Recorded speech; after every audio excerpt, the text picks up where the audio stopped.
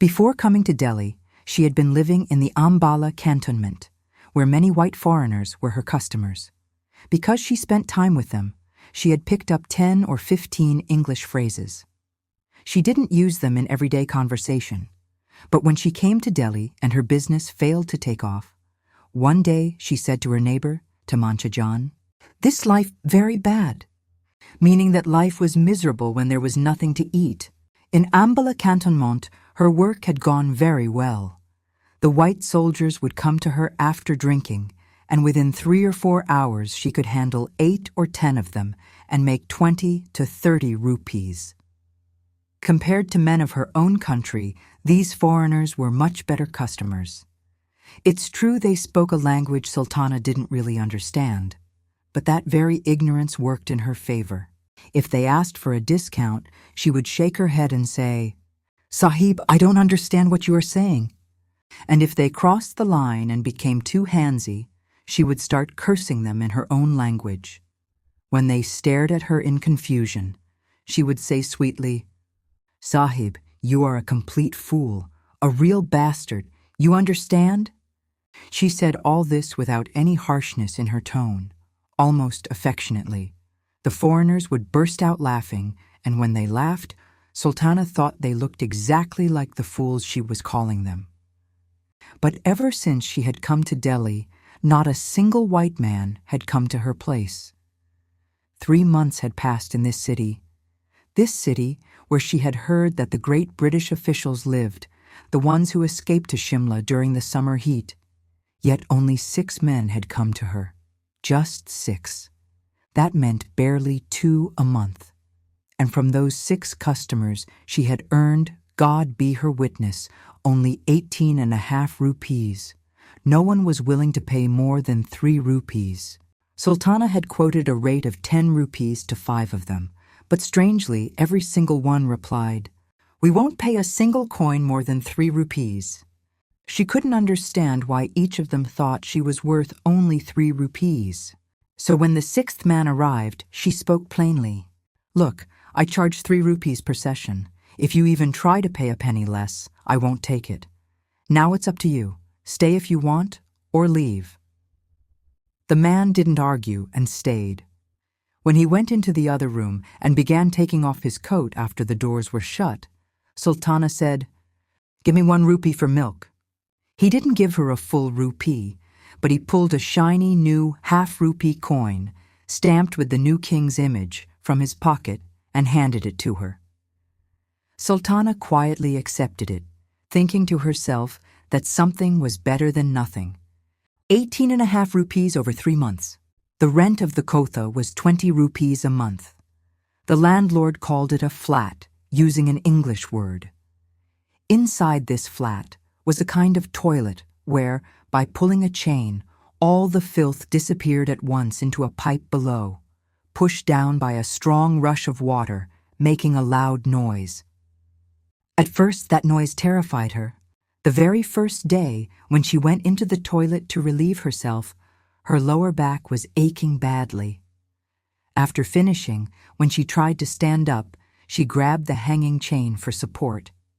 Seeing the chain, she thought that since these houses were specially built for people like them, the chain must have been installed to help one stand up without pain.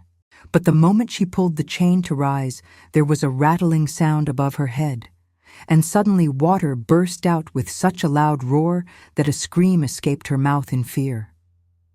In the other room, Khuda Baksh was arranging his photography equipment and pouring hydroquinone into a clean bottle when he heard Sultana scream. He rushed out and asked her, "What happened? Was that your scream?" Sultana's heart was pounding. She said, "What kind of cursed toilet is this? Why is there a chain hanging in the middle like something from a railway train? My back was hurting, so I thought I'd use it for support. But the moment I touched that wretched chain, there was such an explosion. How can I even explain it to you?" Khuda Baksh burst out laughing and then explained everything to her about the toilet, that it was a new modern design where pulling the chain sent all the waste deep underground. How Khuda Baksh and Sultana came to be together is a long story. Khuda Bakhsh was from Rawalpindi. After passing his intermediate exams, he learned to drive a truck and spent 4 years driving between Rawalpindi and Kashmir. Later, in Kashmir, he became involved with a woman and ran away with her to Lahore. In Lahore, he couldn't find any work, so he pushed the woman into prostitution. This went on for 2 or 3 years, until she ran off with someone else. Khuda Bakhsh later found out that she was in Ambala. He went there looking for her, and it was in Ambala that he met Sultana. Sultana liked him, and that is how their relationship began. As soon as Khuda Bakhsh arrived, Sultana's business began to flourish overnight. Since she was a deeply superstitious woman, she believed that Khuda Bakhsh was extremely lucky and that her sudden success was due entirely to his presence. This belief only increased his importance in her eyes. Khuda Bakhsh was a hard-working man. He did not like sitting idle all day. He soon struck up a friendship with a photographer who used to take instant photos with a minute camera outside the railway station. From him, Khuda Bakhsh learned the art of photography. He then borrowed 60 rupees from Sultana and bought a camera of his own. Gradually, he had a backdrop curtain made, bought 2 chairs, gathered all the equipment needed for developing photographs, and started working independently. The business took off quickly. Before long, he set up his base in the Ambala cantonment area, where he regularly photographed Europeans. Within a month, he had become acquainted with many of the white residents of the cantonment. Through Khuda Bakhsh, several of them became Sultana's regular clients, and her income doubled. Sultana bought herself earrings and had 8 bangles made, weighing 5.5 tolas. She collected 10 or 15 good saris, and the house gradually filled with furniture. In short, life in Ambala cantonment was prosperous and comfortable for her. Then, quite suddenly, no one knows what entered Khuda Bakhsh's mind, but he decided they should move to Delhi. How could Sultana refuse? She considered Khuda Bakhsh a blessing in her life. She gladly agreed to go with him. In fact, she thought that in such a large city, where the viceroy himself resided, her business would do even better. She had already heard glowing accounts of Delhi from her friends. Moreover, the shrine of Hazrat Nizamuddin Aulia was there, to which she was deeply devoted. So, in great haste, she sold off the heavier household items and came to Delhi with Khuda Bakhsh. After arriving, Khuda Bakhsh rented a small flat for 20 rupees a month, where the two of them began living together. A long row of identical new buildings stretched along the road. The municipal authorities had designated this entire area specifically for prostitutes, so they would not scatter their establishments throughout the city. Shops occupied the ground floor, while 2-story residential flats stood above them. Because all the buildings looked exactly the same, Sultana initially found it very difficult to locate her own flat. But once the laundryman downstairs put up his signboard on the front of the building, she finally had a reliable landmark. The sign read, "Dirty clothes washed here." Whenever she saw it, she knew she had found her flat. So after 1 month of being idle, Sultana consoled herself with that thought. But when 2 months passed and no one showed up at her place, she grew quite worried. She said to Khuda Bakhsh, "What's going on, Khuda Bakhsh? It's been 2 months now, and not a single person has come our way. I know the market is slow these days, but not so slow that no one would show up in an entire month." Khuda Bakhsh had also been bothered by this for a while, but he stayed silent. However, when Sultana brought it up, he said, "I've been thinking about this for days. One possibility is that because of the war, people have gotten involved in other businesses and forgotten this path. Or perhaps it could be—" He was about to say more when they heard someone climbing the stairs. Both Khuda Bakhsh and Sultana turned their attention to the sound. After a moment, there was a knock. Khuda Baksh quickly opened the door, and a man entered. This was the first customer, and they settled on a deal for 3 rupees. Later, 5 more came, making 6 customers in 3 months, from which Sultana only earned 18.5 rupees. The 20 rupees monthly rent for the flat alone took up most of her earnings, and then there were separate charges for water and electricity, plus other household expenses, food, clothing, medicine, and no income to speak of. 18.5 rupees over 3 months couldn't really be called income. Sultana was distressed. The 8 bangles she had made in Ambala slowly got sold off. When it came time to part with the last bangle, she said to Khuda Baksh, "Listen, let's go back to Ambala. This city doesn't suit us. Your work thrived there. Let's return. Consider the losses as a sacrifice. Sell this last bangle and I'll pack up our belongings. We'll leave tonight." But Khuda Baksh took the bangle from her and said, "No, my dear, we won't go back to Ambala. We'll stay here in Delhi and make a living. All your bangles will return to us. Trust in God. He is the ultimate planner. He will find a way for us here as well." Sultana fell silent, and so the last bangle was sold. It pained her to see her empty hands, but what could she do? In the end, one had to find a way to fill their stomach. After 5 months had passed, and the income was still barely a quarter of the expenses, Sultana's worries grew even more. God Baksh too started disappearing from home all day, which saddened Sultana. There was no doubt that she had a couple of friends in the neighborhood to spend time with, but going over to their places daily and sitting for hours made her feel miserable. Gradually, she stopped visiting them altogether. She would spend her days alone in the empty house, sometimes peeling betel nuts, sometimes sewing her old tattered clothes, and at times standing on the balcony, staring blankly at the stationery and moving engines in the railway yard for hours. On the other side of the road was the freight warehouse, stretching from one corner to the other. On the right side, under the iron roof, were huge bundles of various goods piled up. On the left side, there was an open field with countless railway tracks laid out. Under the sunlight, those iron rails would glisten, and Sultana would look at her own hands, where blue veins popped out just like those rails. In that vast open space, engines and cars moved constantly, sometimes this way, sometimes that. The constant clamor of the engines echoed endlessly. Early in the morning, when she stepped out onto the balcony, it was a strange sight. In the dimness, thick smoke billowed from the engines and rose toward the murky sky like heavy, bulky men. Large clouds of steam would also rise with a roar from the tracks and vanish into the air in the blink of an eye. Sometimes when she saw a single car, pushed away by an engine and rolling alone on the tracks, she thought of herself. She felt as if she, too, had been pushed onto life's track and was moving forward on her own, while others changed the course. She wondered where she was headed and what destination awaited her. One day, the momentum would fade, and she would come to a stop at a place unfamiliar to her, though she spent countless hours gazing at those twisted, curving tracks and the still and moving engines. Various thoughts crossed her mind.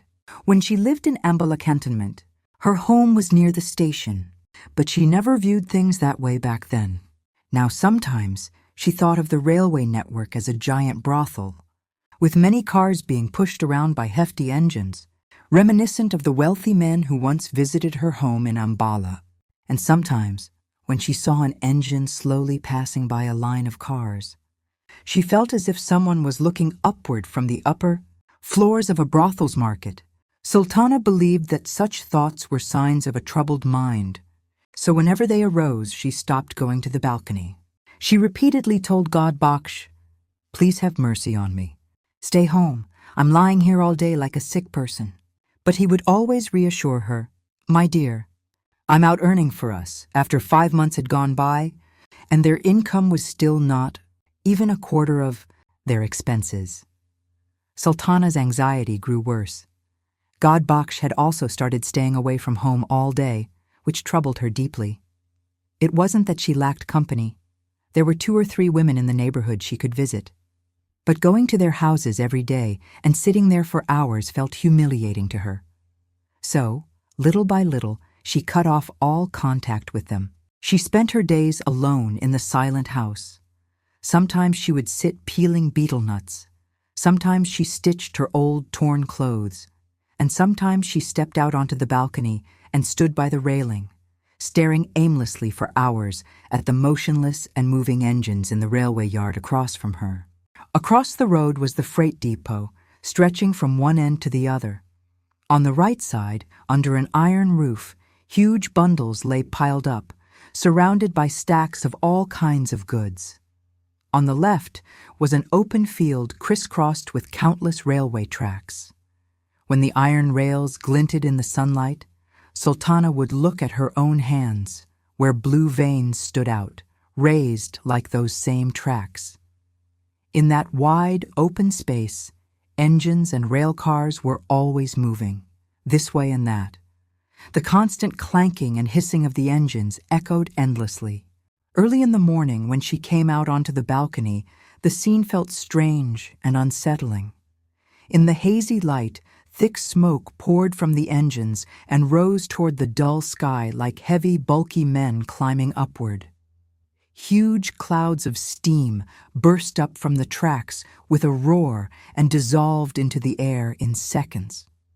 Sometimes, when she saw a single rail car pushed by an engine and then left to roll on its own, she thought of herself. She felt as if someone had shoved her onto life's tracks and abandoned her, and now she was moving forward on her own while others changed the switches. She kept going. She didn't know where. One day, she thought, the force behind that push would slowly fade, and she would come to a stop somewhere, at a place she had never seen before. She would stare for hours at those twisting tracks and the idle and moving engines, lost in thought.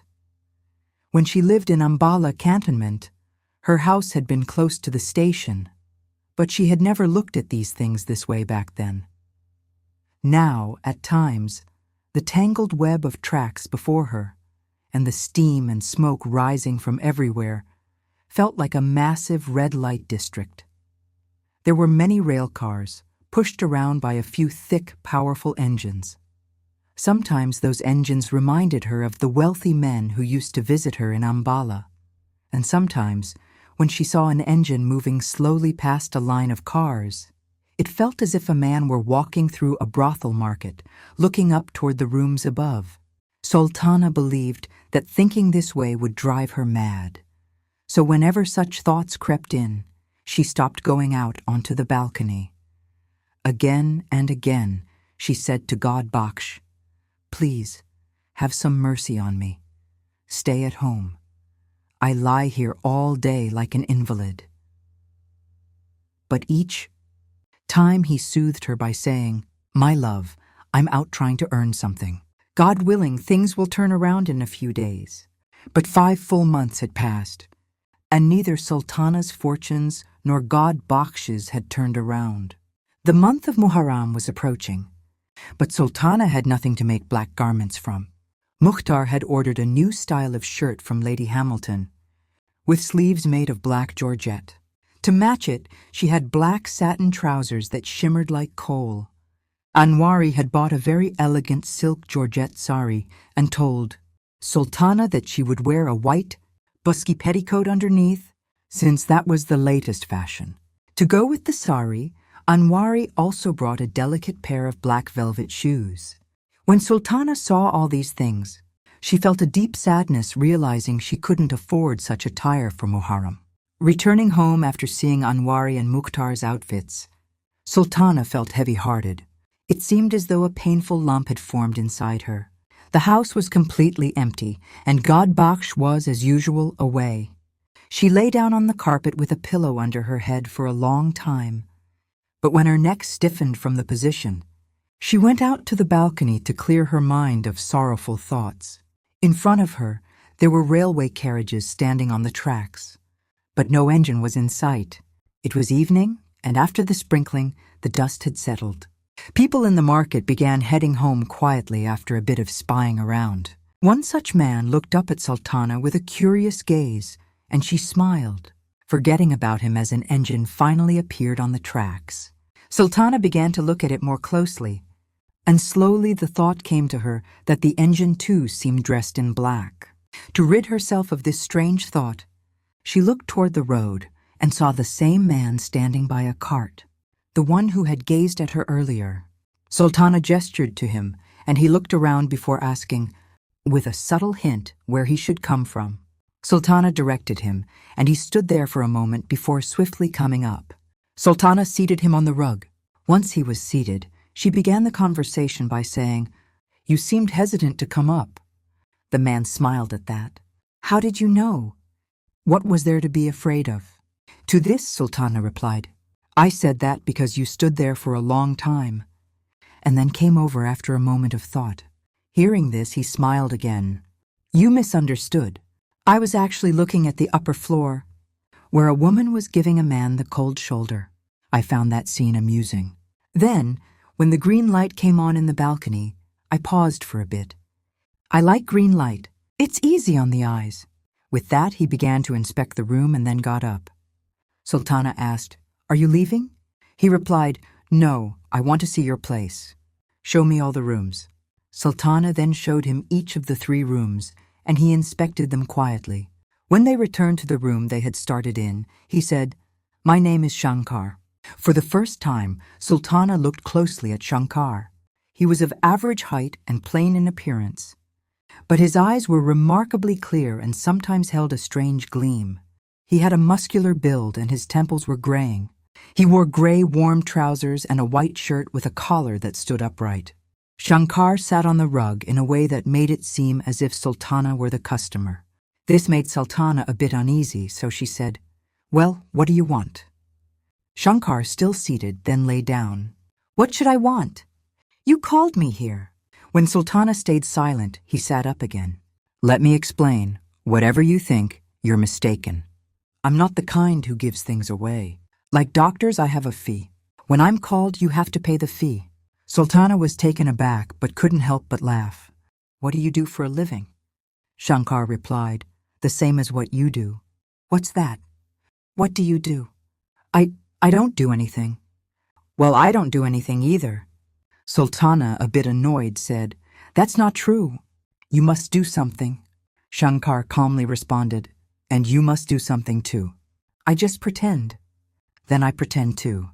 "Then let's pretend together." "I'm ready, but I never pay for pretending." "Wake up. This isn't a charity. And I'm not a volunteer either." Sultana paused and asked, "Who are volunteers?" Shankar replied, "Fools."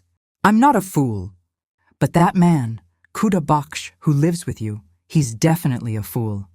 "Why?" "That was because for many days he had been going to a worn-out, godly beggar to have his fortune read, someone whose own fate was locked tight, like a rusted old padlock." Saying this, Shankar laughed. Sultana replied, "You're Hindu. That's why you make fun of our holy men." Shankar smiled. "In places like that, Hindu and Muslim don't even matter. If big scholars, pandits, or clerics came there, they'd turn into decent, humble people too." "Oh, why do you talk such nonsense?" she snapped. "Are you going to keep talking or not?" "Only on the condition I already told you," he said. Sultana stood up. "Then go, take your way and leave." Shankar got up calmly. He shoved both hands into his trouser pockets and, as he walked away, said, "I pass through this market sometimes. Whenever you need me, just call for me. I'm a very useful man." Shankar left, and Sultana forgot all about the black clothes. For a long time she kept thinking about him. His words had eased her sorrow greatly. If he had met her back in Ambala, when she was well off, she would have seen him very differently, and might even have pushed him out. But here, in Delhi, where she lived in constant sadness, she found Shankar's words comforting.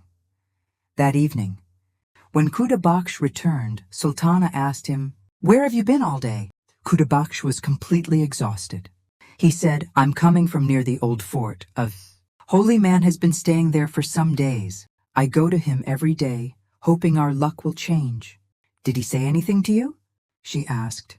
"No, not yet. He hasn't shown kindness so far, but Sultana, the service I'm doing for him won't go to waste. If God's grace is with us, our days will surely turn around." Sultana's mind was filled with thoughts of Muharram. In a tearful voice, she said, "You stay out all day and I'm trapped here like a bird in a cage. I can't go anywhere, can't do anything. Muharram is almost here. Have you even thought about it? I need black clothes, and there's not a single penny in the house. I had bangles, but they've all been sold one by one. Now tell me, what's going to happen? How long will you keep running after these beggars? To me, it feels like even God has turned his face away from us here in Delhi.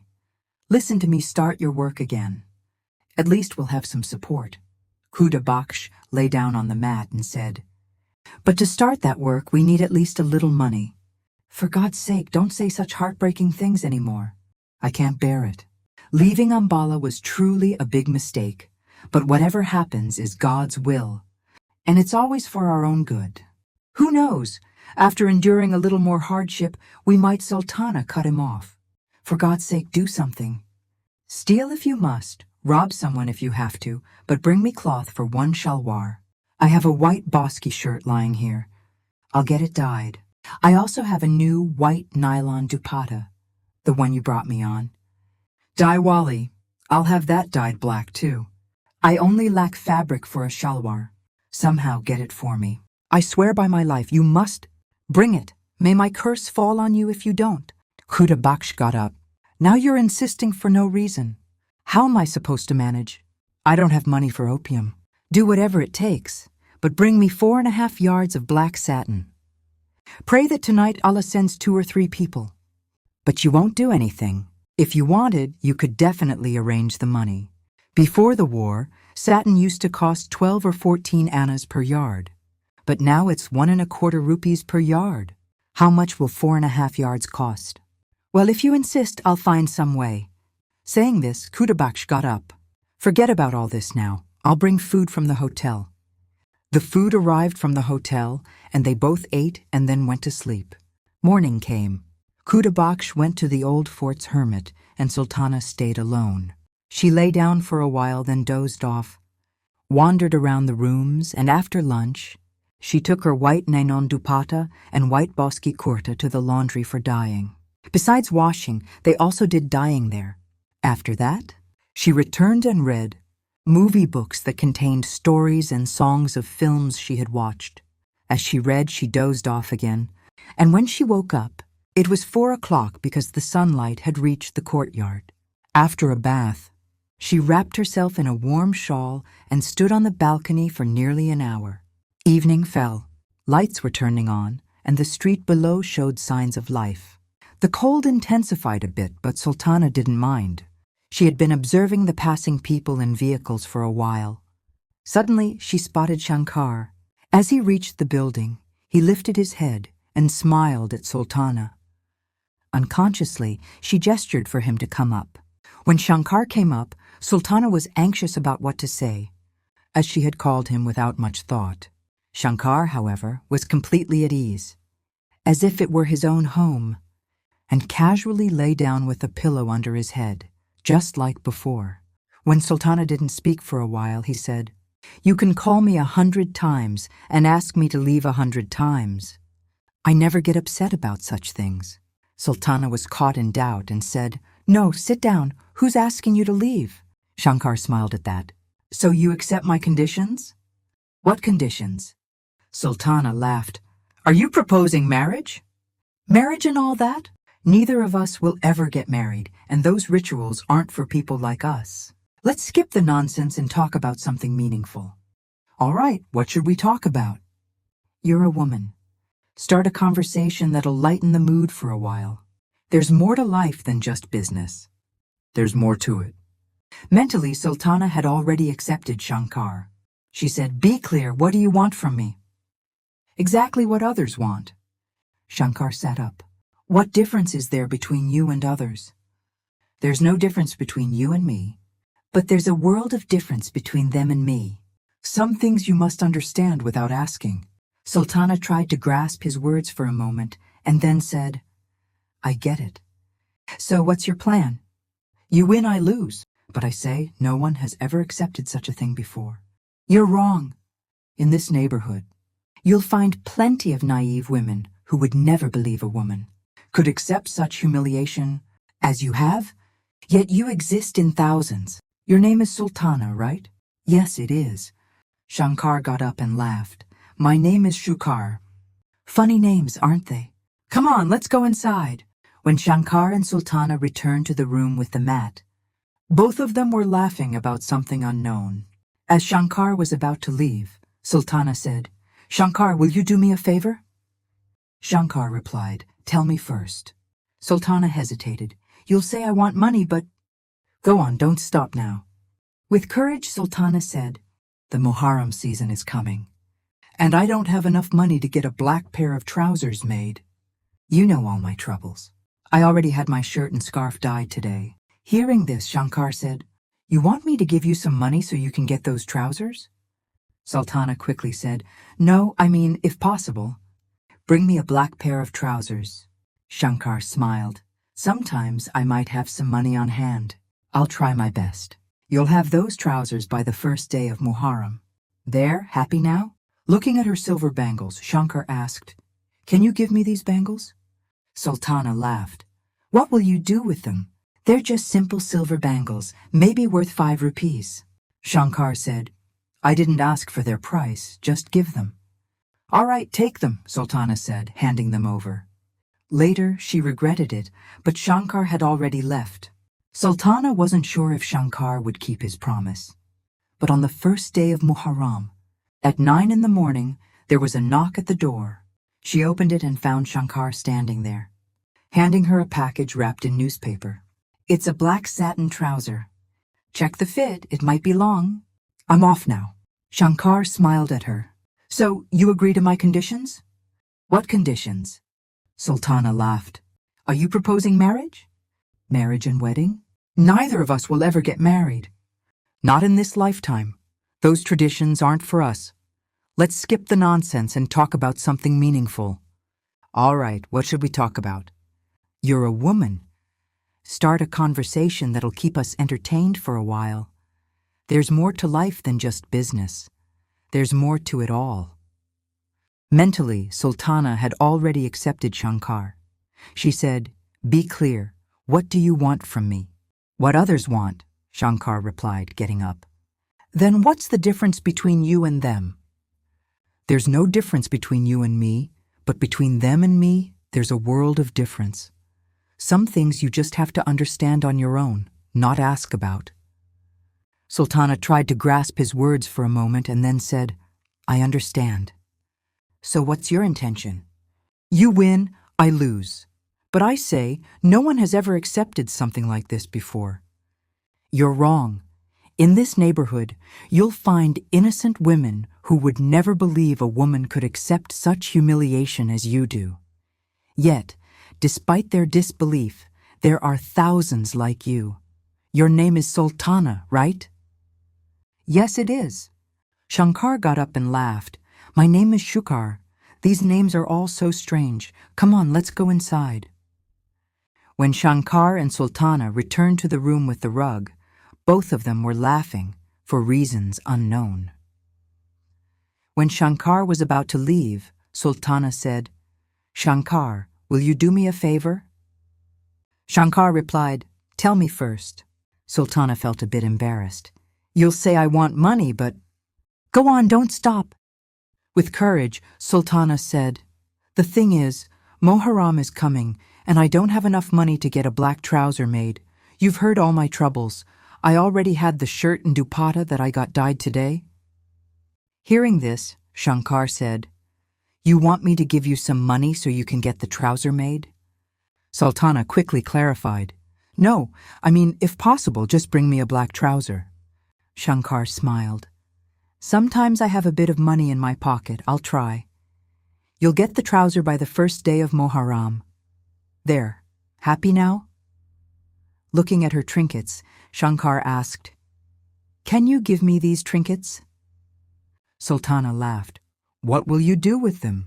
They're just silver trinkets, maybe worth 5 rupees at most." Shankar said, "I asked for the trinkets, not their price. So, will you give them?" "Take them," Sultana said, removing the trinkets and handing them over. Afterwards, she felt a bit of regret, but Shankar had already left. Sultana wasn't sure if Shankar would keep his promise, but 8 days later, on the first day of Muharram, at 9 in the morning, there was a knock at the door. Sultana opened. Here is the complete, natural American English version, written so an American reader can easily read and understand it. I've adapted the tone and flow, not just translated word for word, exactly as you asked. Shankar smiled. "So you accept my terms?" "What terms?" Sultana laughed. "Are you marrying me or something?" "Marriage? Weddings? No, I'll never marry anyone, and neither will I.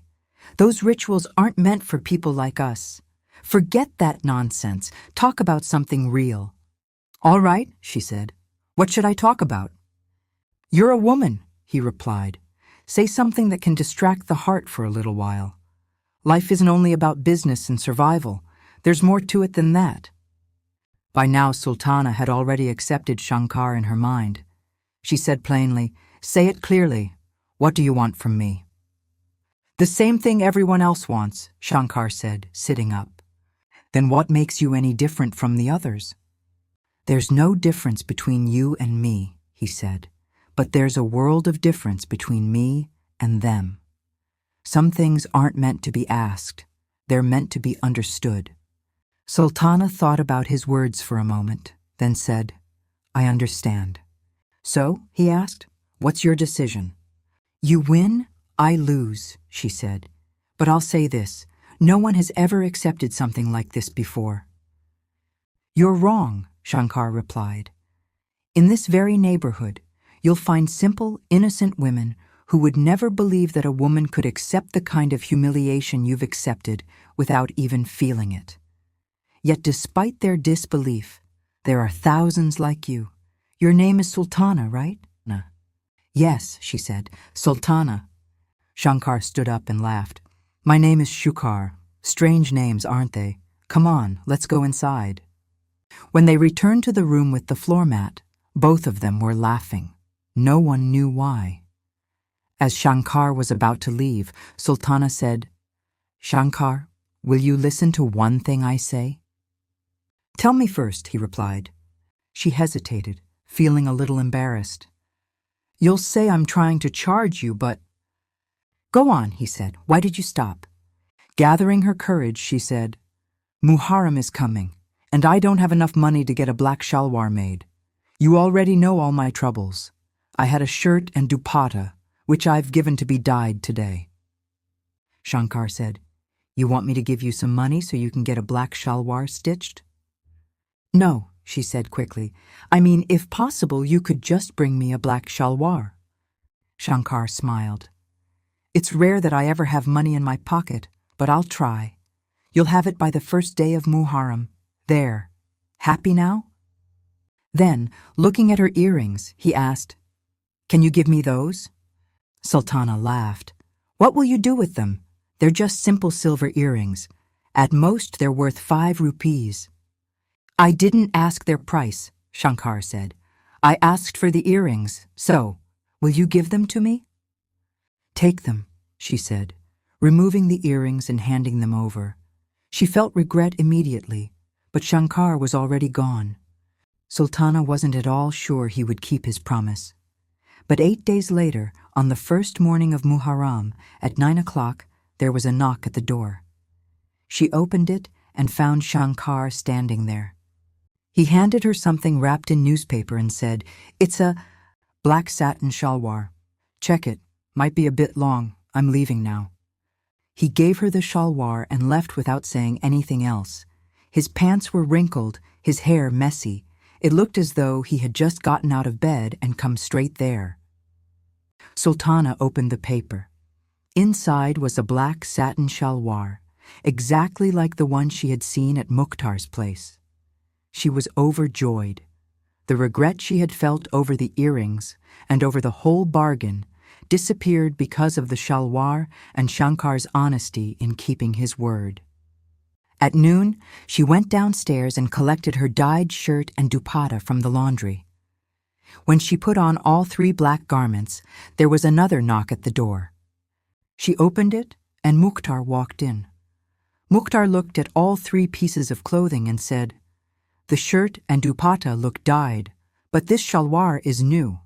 When did you have it made?" "The tailor brought it today," Sultana replied. As she said this, her eyes fell on Mukhtar's ears. "Where did you get those earrings?" Mukhtar answered, "I ordered them today." After that, both women sat in silence for a long while,